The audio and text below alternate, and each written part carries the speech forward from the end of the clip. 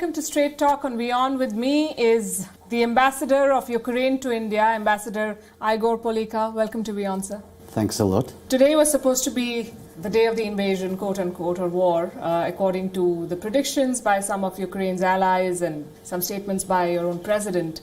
Last we checked, it hasn't happened. Do you still fear it might? First of all, Palki, I can congratulate you.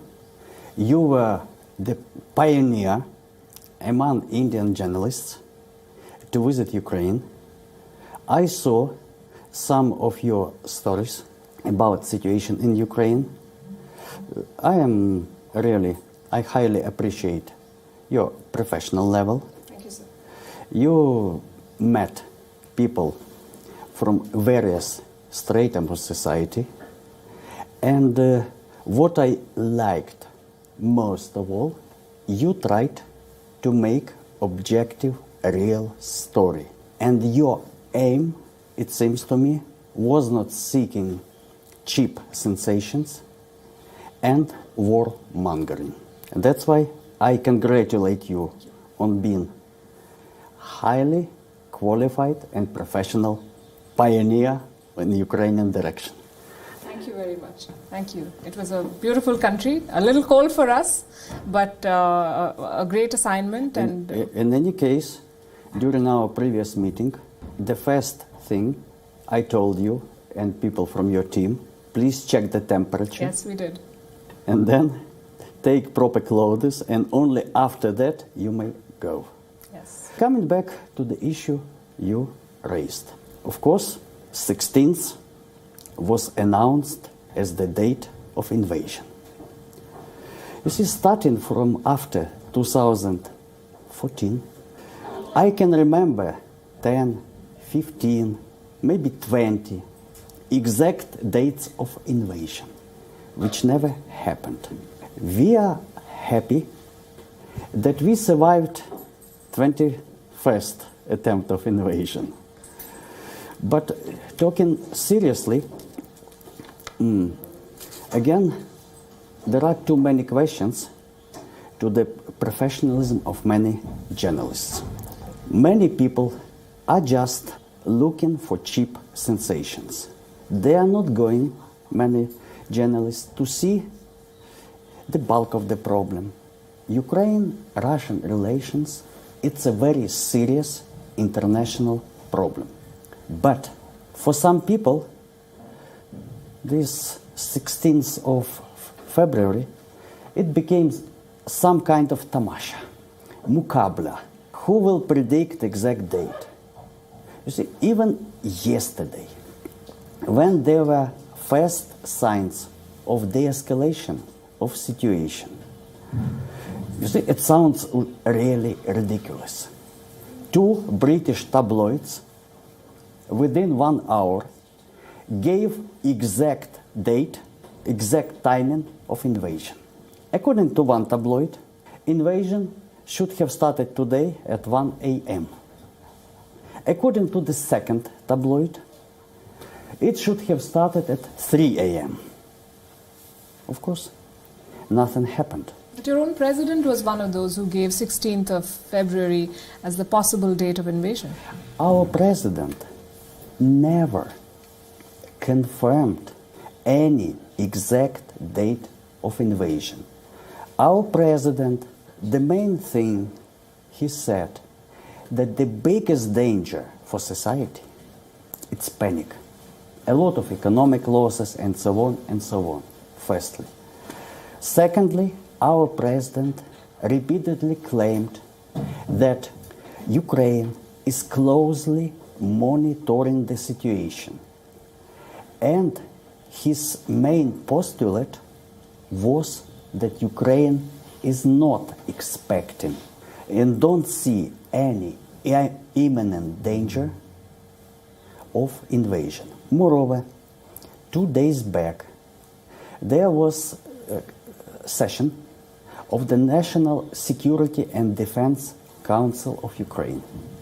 And secretary of this Security Council, he said in a very clear-cut way, we are not expecting invasion on 16th, 17th, and onwards. My request is to many journalists. Please stop tricking and playing with the dates. Well, today, 16 has not materialized. Decent journalists, after such information, at least should publish that I am sorry, maaf kijiye. It was a deep mistake. These people, some journalists, they are making sensation. No excuse, no maaf kijiye. 16 didn't materialize. Now they are discussing some new dates. Immediately they are getting new dates. That's why my request is to many journalists. Stop playing tamasha with the dates. Situation is difficult, but it's not critical. Within 8 years after 2014, in Ukrainian-Russian relations, there were a lot of strenuous moments. There were ups and downs. The situation is really not simple.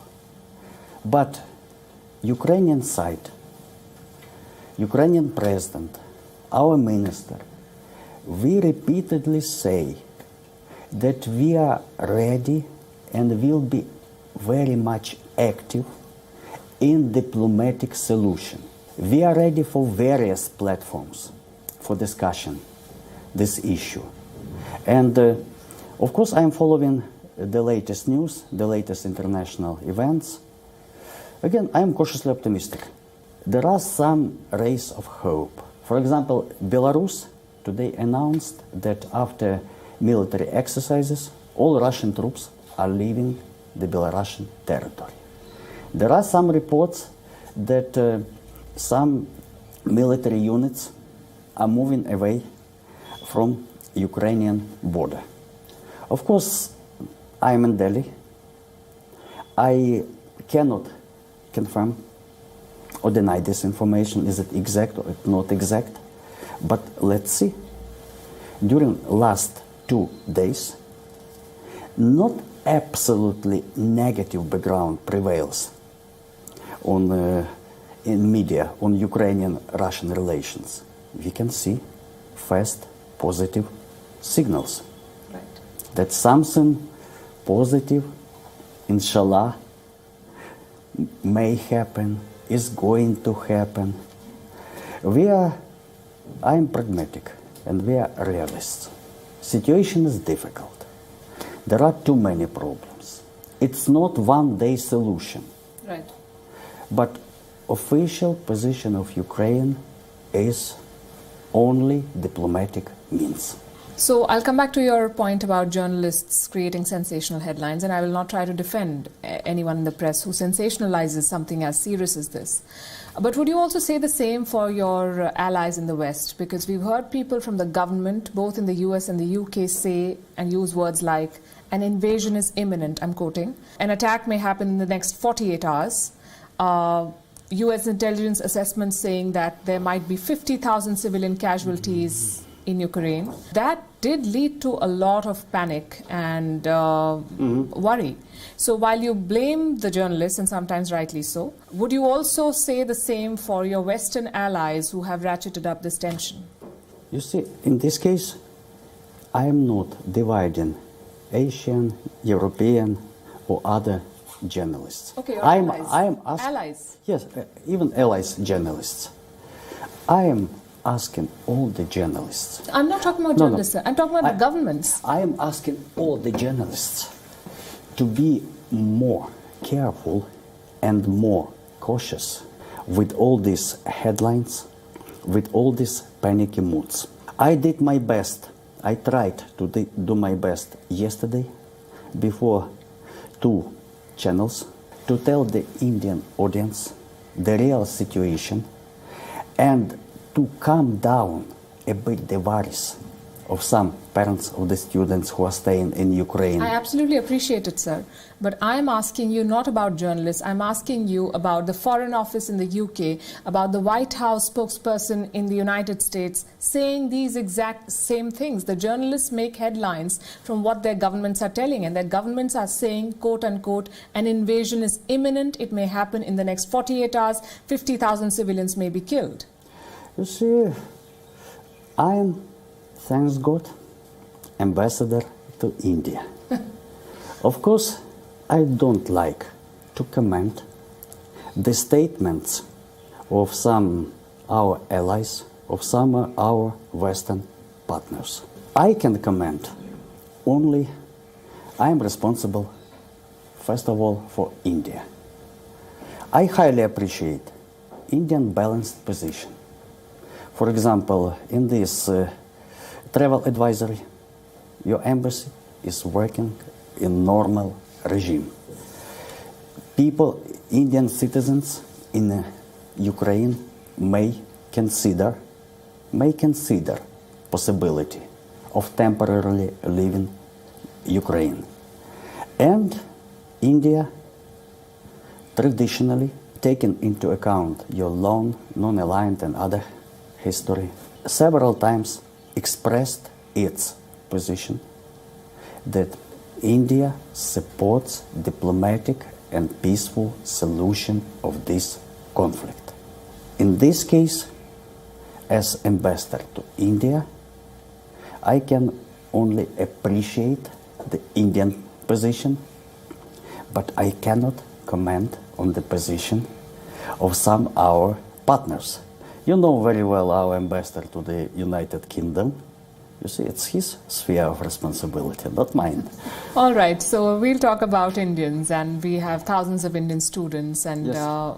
We did speak to some of them, and now this advisory has come. So I want you to send out a message to the parents of all the students who are studying in Ukraine, maybe in Hindi if you want to, and tell them what the situation is like and whether they should worry about their children or not. Again, I'm ready to address the parents. Moreover, you've got your own experience. It's not so critical and panicky as some people are trying to make. I can repeat once again, situation is strenuous, but it's not critical. I understand the worries of some parents. They are asking the government, please bring our children back, and so on and so on. I don't see any danger of the imminent war in Ukraine. Of course, it will be your choice. I understand basically that some students would like to come for some time to India because of COVID reason. Because in several regions of Ukraine, COVID situation is very difficult, and some medical institutions now are working online. That's why some students from these areas are ready to come back.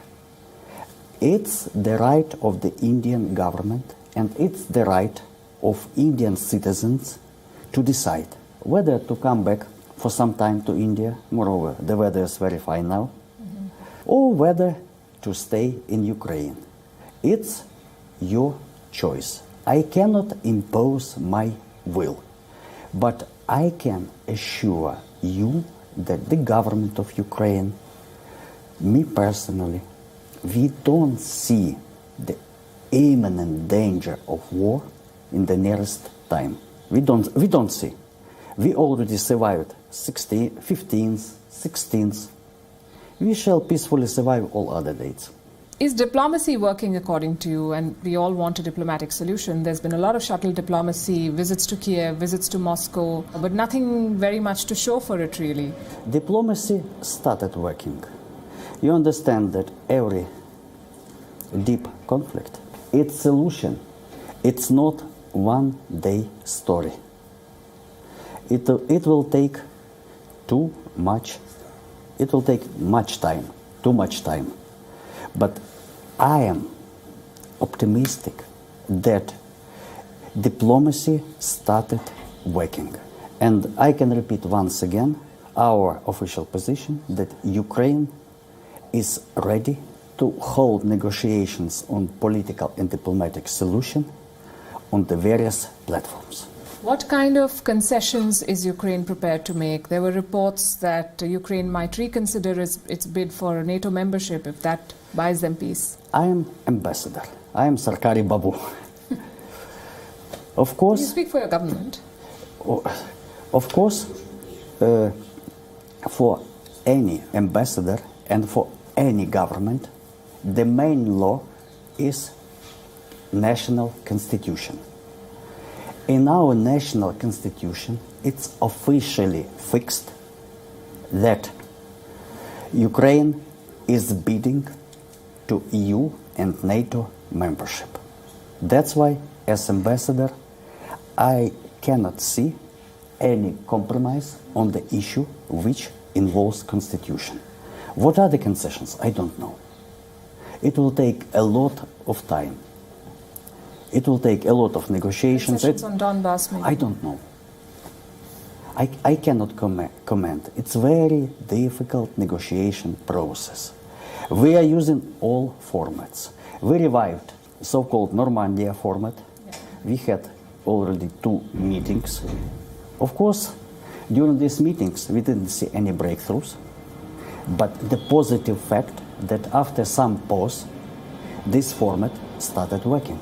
That's why, as diplomat, I am for diplomatic solution, and I am cautiously optimistic on the possible progress. But it will take time. Your European partners are talking about the Minsk Accord like it's a magic wand, like a one-step solution to peace. But the Minsk Accord was signed in 2014 and then subsequently another version in 2015. And it has been called a failed ceasefire agreement. Do you believe that this is still the best bet for peace? You see, we devoted 2 meetings in Normandia format in Paris, in Berlin. They were basically devoted to discussion of the Minsk format. I think that I know that the next round of discussion is coming. I cannot at present comment what will be the outcome of these talks about Minsk, about the interpretation, non-interpretation of Minsk. Let's simply follow the event. It is being said that what happens in Donbass, or Russia's decision, or rather Vladimir Putin's decision on Donbass, is going to determine the future of this conflict. If they do recognize the regions as republics, would you call it a grave provocation, and how do you think Ukraine is going to respond or should respond? Of course it will be grave provocation, but at present no final decision is taken. There is only letter and decision of some MPs of the Russian parliament addressed to the Russian president. No official position of the Russian president was stated. And as far as I know, other participants of Normandia format, Germany and France, are also not happy with such development. Let's wait for the Putin's decision. Your allies, while there has been a lot of troop build-up on both sides and the Americans have sent weapons and troops and so on and so forth, keep saying that there will be no troops on the ground, none in Ukraine, and they are threatening sanctions. Do you think that is a threat that has ever worked as a deterrent anywhere? Do you think it will work in this case? You see, firstly, Ukraine is not NATO member. Yes. It's very simple explanation where some foreign troops, NATO troops, will not be directly on the ground. Sanctions, see, sometimes it's effective mechanism. Okay, you're betting on diplomacy. That sounds good. I want you to, I know you speak very good Hindi, and I want you to say something to our audience in Hindi. Palki ji, आपके आने के लिए बहुत बहुत धन्यवाद. आप तो मेरे ख्याल में हाईली प्रोफेशनल पत्रकार, और आपको धन्यवाद इस रिपोर्ट यूक्रेन के बारे में जिसने आपने किया. Thank you so much, Ambassador, and thank you for speaking with us.